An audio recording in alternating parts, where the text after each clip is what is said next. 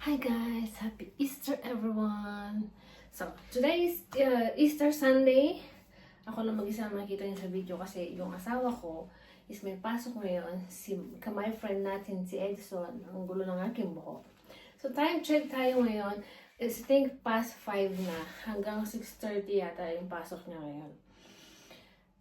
Magluluto lang ako ngayon. Mag-video lang ako ngayon.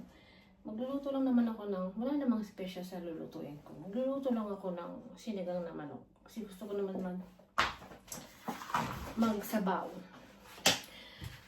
Yung words ko, nilagyan ko ulit siya ng kasoy cream. Kaya ganyan siya. Kasi parang hindi pa siya totally nawala.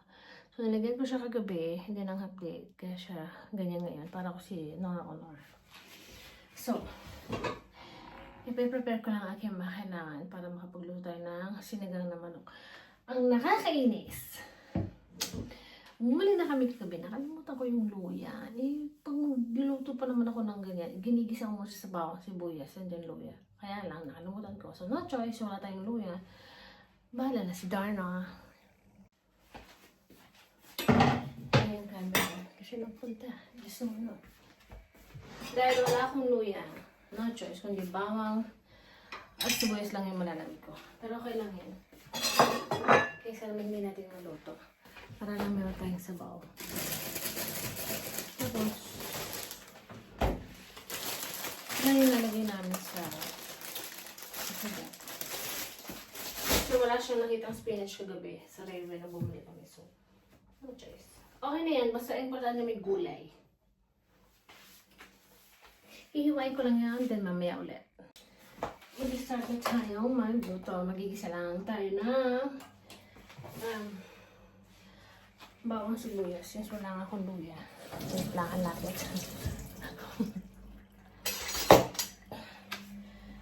Ay, ilalagay ko yung... Tignan mo, nandun na siya. Hindi na siya sumunod sa akin. Nagprito ko ng chicken. Actually, ito yung chicken. Kumunti siya. Kasi, ay, may tubig. Kumuha ko ng isang part kanina dyan. Pinarito ko. Kaya lang ang gawin ko is kunin ko na lang ako ng konting mantika kasi pinagprituan ko ng chicken para masarap. Konti lang. Kaya nang mamantika na masyadong madami. Naiinis ako kasi hindi ako nakabili ng luya. Gosh. Ang arte. Ito. Sige. Gusto ko talaga itong nagigisa ng luya. By the way, kailangan natin okay lang ating para kung ano no, baliw sa ipit ko. Wala na kung nadarama ko. Charis. Alam niyo ba, ang sunset dito ngayon is late na. Mga past 8 ang sunset. Ngayon dito sa Germany dahil since spring na, hindi pa kasi siya talaga totally summer. Pero, mahaba na yung liwanag. Then maiksi na lang yung dilim. Ano ba? Parang ang taba ko, nakakainis. So, magluluto na tayo. Gigisa ko na to. Kasi maya-maya nandiyan nag-boss. So, kailangan makaluto na. Before siya dumating. Para ready na ang ating dito. Ay, hindi pa lang ako makasaya.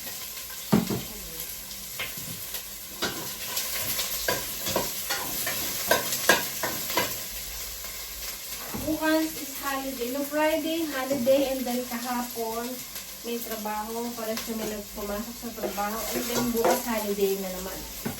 Ulit. Hindi ako natakamali. Sa May holiday ulit. Maraming holiday ngayon dito sa Germany. Naggisa lang ako ng bawang, sibuyas, na nilalagay ko ng chicken, nahugasan ko na to. Konti lang to, dalawa lang naman ako.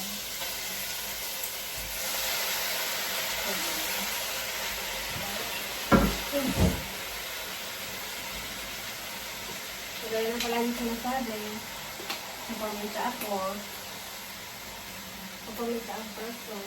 Ito lang basta kahit anong niluluto ko talaga, papaminta talaga ako. Sarap naman.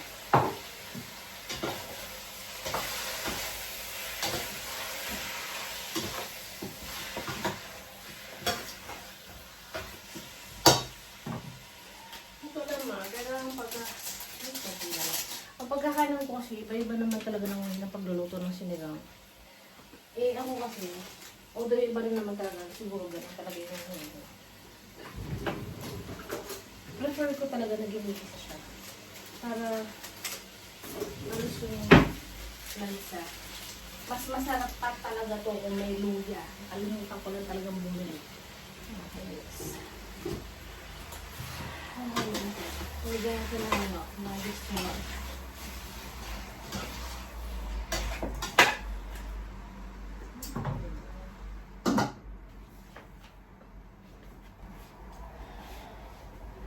Alam niyo ba? For 4 years na ako dito sa Germany, sa August. Then, last month, umuwi kami ng Philippines. Dahil nga, ang aking nanay is mayroon siyang sakit. So, meron siyang stage 3. Also, last year, if I'm not mistaken, last year, tama, nung na-confine si Mami, stage 3 yung CKD niya. Ito the stage 4, yung chronic kidney disease niya. So, in short, yung both kidney niya is sira na. So, hindi na siya naka-function. And then, meron din siyang dementia. And then, nung na-confine siya last year, nalaman namin yung findings na meron siyang bara sa puso na, and then, ang sabi ng doktor is already spreaded na at hindi na siya maaalis. So, ang makakatulong lang kay Mami is mag-take siya ng gamot, but hindi ibig sabihin nun is maalis na yung bara sa puso niya. Mapapa-prolong lang niya o mapapabagal lang niya yung pagkalat ng bara niya sa puso. So, bakit ko ito kwento? Bakit ko sinasabi? Isa lang ibig sabihin nun, homesick ako. Nung homesick ako, alam ko yung asawa ko na homesick din.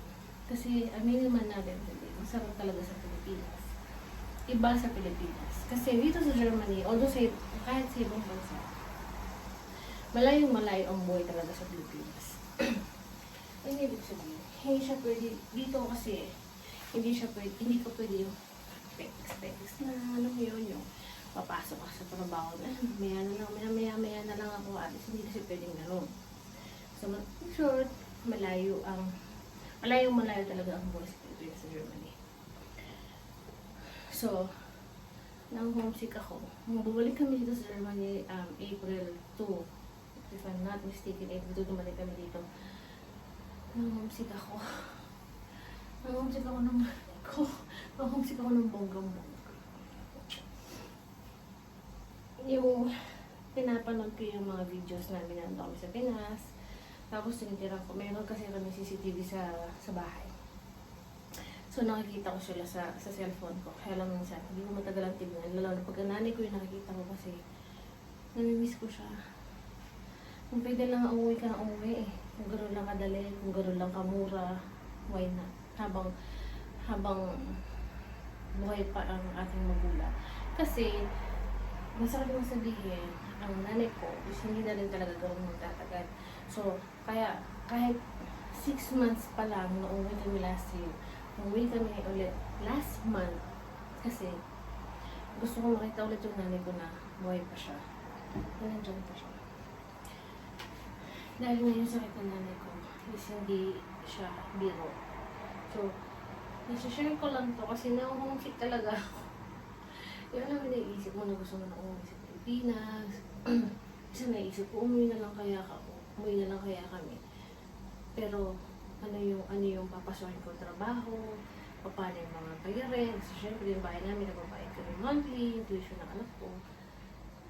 Naisip mo yung mga ganang bagay.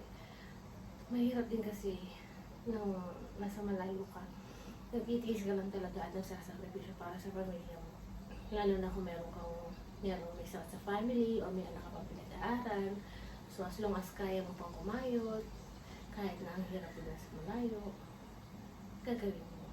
So, yun lang. Na-share ko lang. Kasi na-homesick talaga. Wala. Na-homesick ako ng gusto ko na umuwi. Pero, dahil purita lang tayo, alipin tayo ng salapi. Hindi tayo pinanganak na mayaman. Wala tayong choice. Kailangan natin munang magtiis ng nasa malayo for a while. Alam naman natin, hindi naman forever na ganito ang buhay. Pero sa ngayon, kailangan muna natin kumayod para sa ekonomiya. Pag siguro hindi na talaga namin kaya, uuwi namin every day. So yung niluluto natin guys. Nag-storytell na ako ng happy. Ayun na siya. Nauso. Binisa ko lang siya ng very light. Tsaka sandali lang. Ay, namulog ang kapakal, no? Ay! Sa bawang at sibuyas.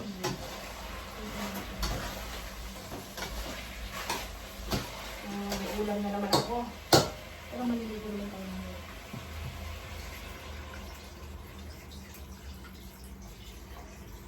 Wala akong pasok bukas pero siya may pasok siya. Sarado kami bukas. Tuesday ulit. Pero meron ako modeling.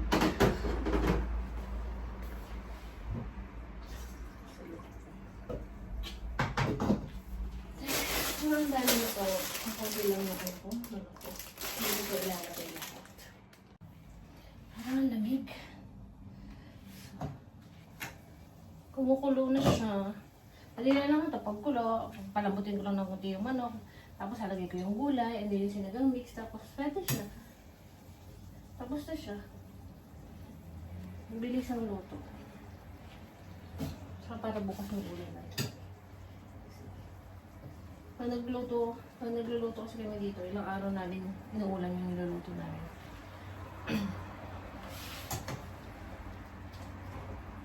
Kasi gusto ko talaga kumakain siya ng kanin kasi pinapataba ko siya. Hindi kasi nakakain ng kanin niya. Parang laki ng tiyan. Pag nakakain ng kanin niya, papayat siya. Buti na lang, tinignan ko yung sampay ko. Kasi kaya nagaba ko, nilabas ko siya dahil ang ganda nga nasikat na araw dahil mainit ngayon. Pagtingin ko ngayon, nakatumbay yung sampayan ko. Ang dami pa naman mga dahon-dahon dyan sa labas. Ay, nako. So anyways, highways. Nalagay ko na itong sinigang mix. Mas gusto ko yung meat gabi. Kasi malako.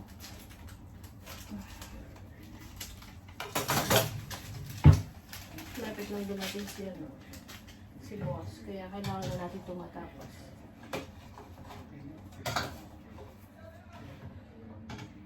Tikman natin. Mga gym. Magsasaing pa. Yes. Gusto ko sana spinach kasi wala kasi. Sabi na kami nakapunta ng Rave. Dapat din actually, ang dapat lutuin ko ay tinolang manok. Kaya lang wala yung kohlrabi. Yung parang siyang sayote. So, ito na lang yung nabili namin. No choice. Gusto kasi kumain ng gulay. Ito na lang yung nabili niya. Okay na to. Basta ang importante yung gulay.